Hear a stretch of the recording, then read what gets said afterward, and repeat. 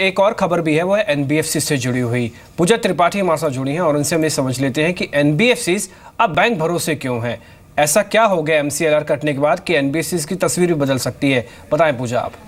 जी, काफ़ी समय से जो पिछला क्वार्टर जब इन सब तमाम एनबीएफसीज ने जब अपने नतीजे घोषित किए थे तो हमने देखा था कि धीरे धीरे जो एनबीएफसीज थे वो बैंकों से कर्ज लेना कम कर रहे थे, क्योंकि वहाँ से कर्ज लेना इनको महंगा पड़ता था। तो मिसाल के तौर पर PNB housing finance, LIC housing finance, HDFC, Canfin homes, कुछ ऐसी कंपनी थी जिनका कि बैंकों में जो एक्सपोजर था वो कम था और इसका उनको फ़ायदा भी मिल रहा था, इनके मार्जिन ज़्यादा इफेक्ट नहीं होते थे। लेकिन अब एमसीएलआर के कटौती के बाद कुछ एनबीएफसीज ऐसे जिनको कि फ़ायदा होने की बात की जा रही है, क्योंकि इनकी लाइबिलिटी मिक्स में, यानी कि जो कर्ज लेते हैं उसमें बैंकों का एक्सपोजर काफ़ी ज़्यादा है। जैसे कि भारत फाइनेंशियल इंक्लूजन की अगर बात करें तो इनका ये अपने लाइबिलिटी मिक्स में इनका करीब 70% एक्सपोजर बैंकों का, यानी कि करीब 70% कर्ज ये बैंकों से लेती है। इसके अलावा रेपको होम फाइनेंस, देवान housing finance, Indiabulls housing finance, ये कुछ ऐसी कंपनियां जिनका कि 30% से ज़्यादा एक्सपोजर बैंकों में है। तो जब एमसीएलआर की कटौती हुई है तो सबसे ज़्यादा फ़ायदा इन सभी कंपनियों को मिलने की बात की जा रही है। वहीं PNB housing finance, housing finance, जिनका कि एक्सपोजर कम है, आगे चल के देखना होगा कि आगे आने वाले कुछ क्वार्टर्स में क्या ये भी अपना एक्सपोजर बढ़ाती है। तो कुछ जो एनबीएफसीज बैंकों के भरोसे हैं उनको काफ़ी फ़ायदा होने की बात की जा रही है। पूजा, ये ऐसा समझ सकते हैं, जैसे आप बता रहे हैं कि भारत फाइनेंशियल का 71% बैंक एक्सपोजर है और ये अब बैंकों से ही फंड्स लेती रही है। ये क्योंकि बैंक्स ये बता रहे थे कि अपॉर्चुनिटी के हिसाब से उन्होंने कम किया है। क्या ये अपने आप को हेज भी करते हैं कि आगे आगे हो सकता है बैंक वापस कुछ बढ़ा दे, तब भी बैलेंस शीट पे कुछ फ़र्क पड़ता है या ऑटोमेटिकली हेज करते हैं कहीं पे? इनमें बात ये हो रही है कि जो इंक्रीमेंटल लोन लेंगे, यानी कि इसके बाद जो लोन्स लिया जाएगा उनको आगे चल के काफ़ी फ़ायदा होगा। और अभी भी जो ये लोन ले रहे हैं वहाँ पर भी बताया जा रहा है कि मार्जिन्स में इनके कुछ असर पड़ेगा, अभी नहीं लेकिन आगे आने वाले क्वार्टर्स में नंबर में इसका कुछ असर देखने को मिल सकता है। जी, शुक्रिया पूजा आपका। सुनील, आपका भी शुक्रिया शामिल होने के लिए शो में। अब दो मेहमान हमारे साथ मौजूद हैं, दीपक जसानी है एचडीएफसी सिक्योरिटी से और साथ ही साथ देवेन चौकसी हैं एमडी केआर चौकसी। दोनों मेहमानों का स्वागत है शो में। देवेन, पहला आपका कमेंट। अभी बढ़त आज अच्छी खासी देखी जा रही है इक्विटी मार्केट्स में, 50 अंकों पर निफ्टी है। हम बातचीत कर भी रहे हैं पिछले 3-4 दिनों से कि शायद अब प्री बजट रैली की शुरुआत हो जाए, लेकिन आज की स्ट्रेंथ क्या टिल बजट एक्सटेंड हो सकती है, सस्टेन हो सकती है? Good morning. मैं ऐसा समझता हूँ कि आई थिंक जो हिसाब से मार्केट में लीडरशिप चेंज हो रही है उसके ऊपर ध्यान देना चाहिए। आई थिंक ऑटो सेक्टर और सीमेंट के अंदर काफ़ी हद तक मेरा कन्विक्शन ऐसा बनता है कि I think they will be leading the charge now on respective sides of their businesses. Auto के अंदर एक तरफ lower cost of credit is available which is expected to build higher amount of sales for them. दूसरी तरफ देखे जाए तो Bharat BS4 के जो नॉर्म्स है 1 अप्रैल से आ रहा है, तो I think many of the commercial vehicle companies are favourably placed. Scrapping of vehicle I think which is an act coming in now, so obviously I think that is going to bring a larger amount of volume growth for the auto companies। और उसके साथ में auto ancillary business का जो कारोबार है वो मेरे ख्याल से बढ़ना शुरू होएगा। तो लीडरशिप चेंज हो रही है। I think what I am trying to emphasise is that suppose on one side if the telecom companies are going into negative spin, on the other side auto and cement kind of businesses are going into positive। so I think obviously I think one would probably believe that यहाँ से market के अंदर एक अच्छी opportunity individual companies के अंदर बनती है। मे बी निफ्टी का जो दायरा है वो 8400 8450 for the time being on the upside and down side करीबन 7958,000 के बीच में चालू रहेगा, बट इंडिविजुअल कंपनीज में start out performing the market in coming period, ऐसा मेरा मानना है। इस बीच मार्केट आप देखिए 8250 के लेवल को पार कर गया और दिन के उच्चतम स्तरों के आसपास आके ट्रेड कर रहा है। तो दिन का उच्चतम स्तर है मार्केट का और शानदार मूव मिला। आज आप इसमें दो कंपोनेंट देखिए, दोनों इंटरेस्ट रेट सेंसिटिव कंपोनेंट है, एक तो ऑटो और दूसरा बैंक। आपको बैंक में उतना कन्विक्शन अभी दिख रहा है, लेकिन ऑटो लीड कर रहा है इस समय मार्केट के अंदर। वो समय आप ऑटो इंडेक्स के आपको चार्ट से दिख रहा होगा कि ऑटो इंडेक्स की किस तरह से मार्केट के अंदर पार्टिसिपेशन देखने को मिल रही है। और जो सेक्टर्स इस समय अभी भी तेज़ हैं, जो बाजार को सपोर्ट कर रहे हैं, उसमें एक IT भी है। और कुल मिला के अभी आप निफ्टी का कंपोनेंट भी देखेंगे तो आपको दिख जाएगा कि 44 शेयर निफ्टी के इस समय बढ़कर कामकाज कर रहे हैं और ये ओवरऑल स्ट्रक्चरली बता रहा है और ऐसा कोई भी सेक्टर नहीं है जो उसमें पार्टिसिपेट नहीं कर रहा। एक बार सरकारी बैंकों का भी इंडेक्स आप देखेंगे, PSUs बैंक इंडेक्स, वहाँ पे भी 1% की मजबूती है और ये इंडिकेट कर रहा है कि मार्केट के अंदर बैंकिंग की सपोर्ट से आप क्रिटिकल लेवल को तोड़ेंगे, नहीं तो शायद आपको थोड़ा रुकना पड़ जाएगा। दीपक जसानी इस बीच हमारे साथ जुड़े हैं। दीपक, शुक्रिया आपका कार्यक्रम में जुड़ने के लिए, जी बिजनेस को समय भी देने के लिए। इस समय मार्केट के पास मल्टीपल ट्रिगर्स है, ग्लोबल ट्रिगर्स भी हैं, ट्रंप की स्पीच, आज मिनट्स आए फेड के, और डोमेस्टिक ट्रिगर्स भी हैं, इलेक्शंस, अर्निंग्स, बजट। समझ में ये नहीं आ रहा कि किस ट्रिगर्स की इंपॉर्टेंस ज़्यादा है, किसकी थोड़ी कम है। Being as an investor, being as an trader, मेरे को इस समय बाजार में करना क्या चाहिए? इन इवेंट्स को धीरे धीरे जैसे पास ऑन हो रहे हैं उसके बाद करना चाहिए, पहले करना चाहिए, या इवेंट वाले दिन ज़्यादा एक्सपोजर रखना चाहिए?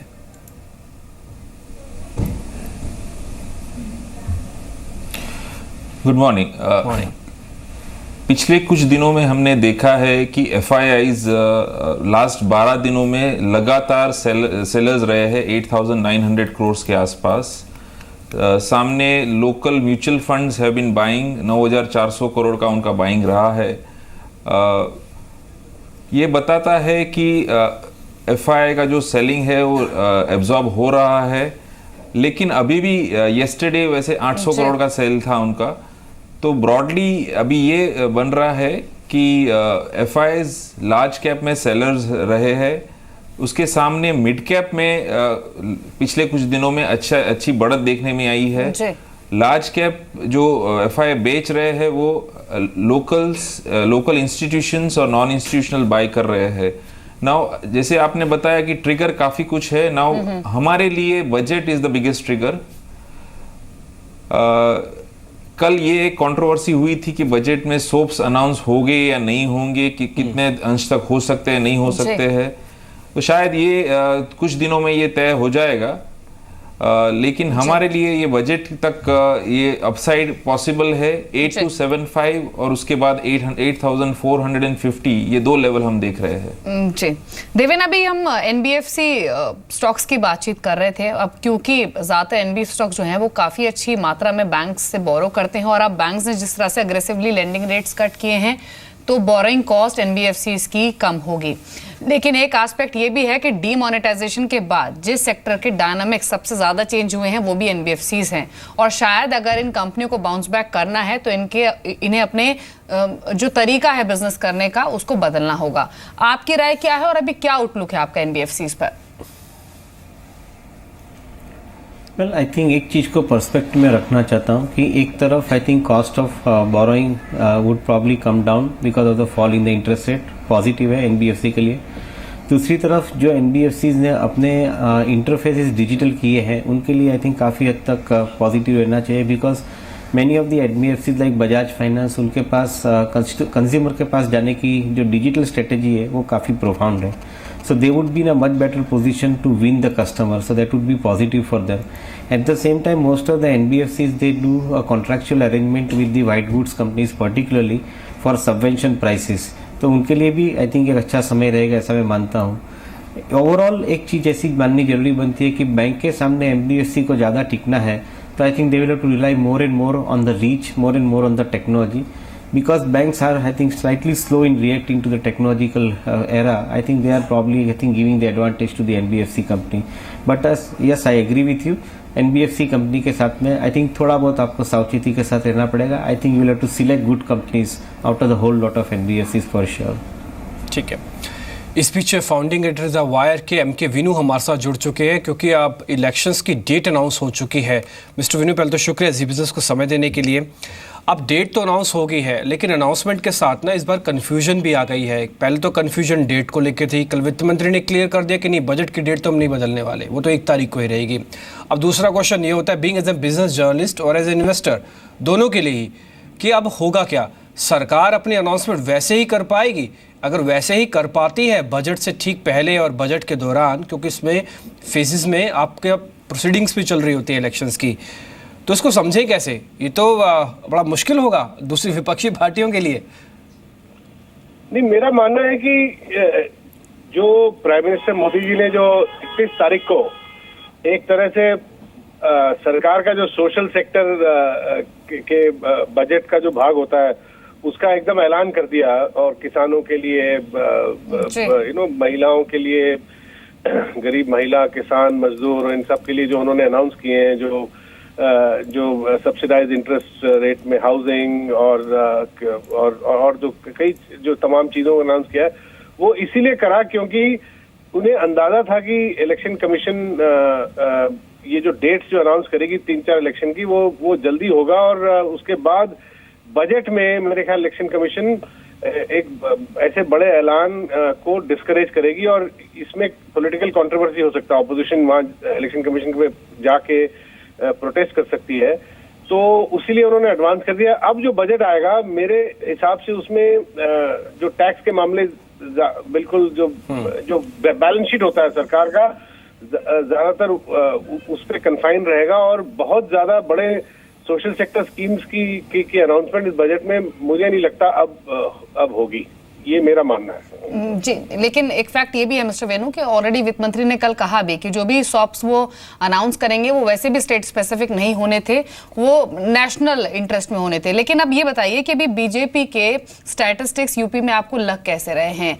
एक तरफ अभी जो कुछ हाल ही में सर्वे हुए हैं उसमें ये पिक्चर आ रही है कि इस डिमोनेटाइजेशन ड्राइव को पॉजिटिवली ही ले रहे हैं वोटर्स यूपी में, और एक फैक्ट ये भी है कि जो दूसरा स्ट्रॉन्ग कंटेंडर है बीजेपी के सामने वो है समाजवादी पार्टी, जहां पर ऑलरेडी इंटरनल रिफ्ट एक इशू बना है।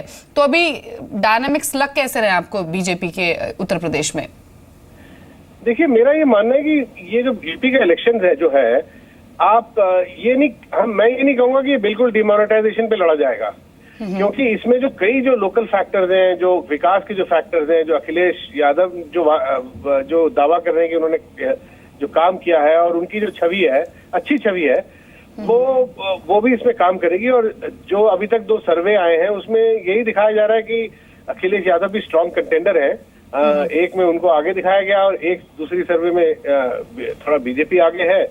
मगर मेरा मानना है कि इन सर्वेज में अभी तक अखिलेश यादव का अलायंस कांग्रेस और आरएलडी जो अजीत सिंह की पार्टी है, जो वेस्टर्न यूपी में जो थोड़ी जाटों के प्रति उनका जो स्ट्रांग बेस है, वो अभी तक फैक्टर इन नहीं हुआ है। वो कई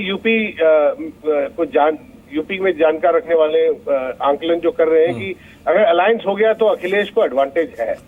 और जहां तक डिमोनेटाइजेशन का सवाल है, ये सही है कि लोगों को तकलीफ हुई है, मगर लोगों ने डिमोनेटाइजेशन का समर्थन भी किया है। मगर ये भी लोग कह रहे हैं कि जितने जो जॉब लॉसेस यूपी में हुई है, जो लोग माइग्रेंट लेबर जो कई लाखों की तादाद में वापस यूपी गए हैं, उसका भी फर्क पड़ेगा। तो बिल्कुल पॉजिटिव नहीं होगा मेरे हिसाब से।